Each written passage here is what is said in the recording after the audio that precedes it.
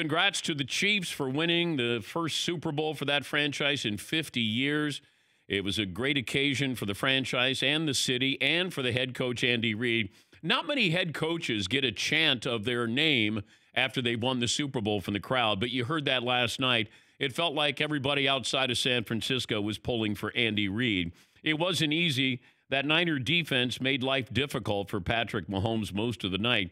You start to look at Patrick Mahomes and you go, okay, that might be the worst game of his career leading up to the last 8 minutes, and he still won the Super Bowl and won the MVP. That's not a bad start to a career. That Kansas City defense, which started to get better the last 6 weeks of the season, really gave the Chiefs a big boost there. Eventually, Mahomes hit his stride and carried his team to the comeback victory, another comeback victory. But it was a fun Super Bowl. I don't know if it's an all-time classic, but it was a good game, two good teams. And we start to talk about, well, can the Chiefs start a dynasty here, right? Andy Reid, if you got Patrick Mahomes, why would you retire? You're now going to be a Hall of Fame coach. But you got a great coach, great team, great fan base, great quarterback, and a great future. So enjoy it, Chiefs Nation.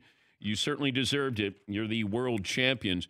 And I started to wonder about this when you talk about dynasties with quarterbacks, and you forget Dan Marino got there his second year, never went back. Drew Brees has been there once, never been back. Aaron Rodgers won one, has never been back. We like to look at these quarterbacks and go, well, of course they're going to be back. We don't know. We don't know if Russell Wilson would get another chance. He had two. They could have, won back-to-back. You don't know if he'll ever get back again. But these are some of the all-time great quarterbacks, Dan Marino, Drew Brees, and Aaron Rodgers, and they went to a total of 3. Now, Aaron Rodgers and Drew Brees are still playing. But Patrick Mahomes, who isn't even 25 years of age, I always look for these teams that are getting better at the end of the year. Now, I know it sounds cliche, but there are times when the Packers won the Super Bowl, like you start to fight every week. The Steelers, when they were like a wild card team, you start to look at these teams and go, they're starting to put it together at the right time. And Kansas City started to put it together. And I think it was a Monday when I came in and I said, the team that nobody's talking about is Kansas City. We are all drunk on the Ravens. Ravens the best team. They're going to the Super Bowl. And then I just kept watching Kansas City because I'd invested in them this year. And the defense got better.